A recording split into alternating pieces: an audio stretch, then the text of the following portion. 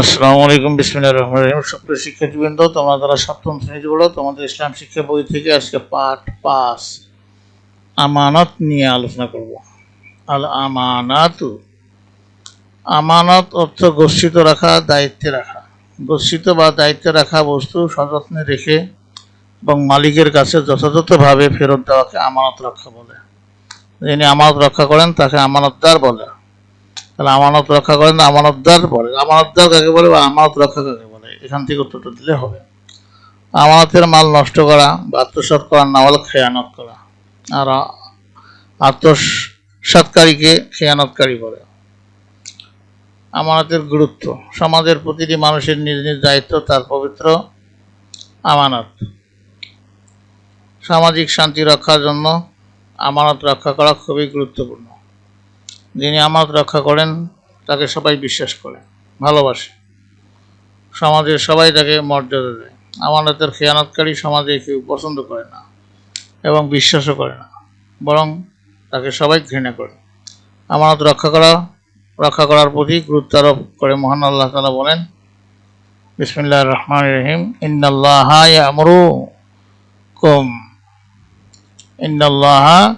ইয়া'মুরুকুম আন নু'আদ্দুল আমানাতি ইলা আহলিহা। যার অর্থ নিশ্চয়ই আল্লাহ তোমাদের নির্দেশ দিয়েছেন যে তোমরা যেন আমানত সমূহ তার মালিককে যথাযথভাবে ফেরত দাও। সূরা আন-নিসা আয়াত হলো 58। আমানত রক্ষা করা ঈমানের অঙ্গ।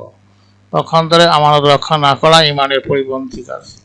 এ ব্যাপারে মহানবী সাল্লাল্লাহু আলাইহি ওয়াসাল্লাম বলেন, লা ঈমানা লিমান লা আমানাতা লাহু। যার আমানতদারি নেই তার ঈমান নেই। বাইহাকী শরীফ। আমানতের খেয়ানত করা মুনাফিকের লক্ষণ। মহানবী সাল্লাল্লাহু আলাইহি ওয়াসাল্লাম বলেন, আয়াতুল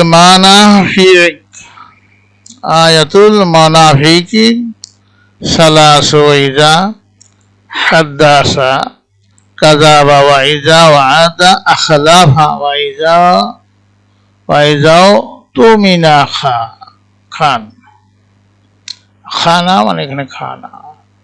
অর্থ হলো মুনাফিকের চিহ্ন হলো 3টি: যখন কথা বলে মিথ্যা বলে, যখন ওয়াদা করে তা ভঙ্গ করে এবং আমানতের খেয়ানত করে। বুখারী এবং মুসলিম। আমানতের খেয়ানতকারী ব্যক্তি আল্লাহর কাছে ঘৃণিত, মানুষের কাছে ঘৃণিত। এই সম্পর্কে আল্লাহ তাআলা বাণী, ইন্নাল্লাহা লা ইউহিব্বুল খাইনিন।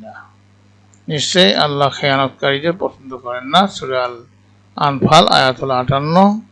প্রিয় শিক্ষার্থীবৃন্দ, তোমাদের দলগত কাজ হলো তোমরা দলভিত্তিক আলোচনা করে আমানত রক্ষার কয়েকটি ক্ষেত্রের তালিকা প্রস্তুত করে উপস্থাপন করবে। পরবর্তী ক্লাসে পার্ট 6 শ্রমের মর্যাদা নিয়ে আলোচনা করা হবে। তোমাদের সার্বিক মঙ্গল ও সুস্বাস্থ্য কামনা করে আজকে এখানেই বিদায় নিচ্ছি। খোদা হাফেজ।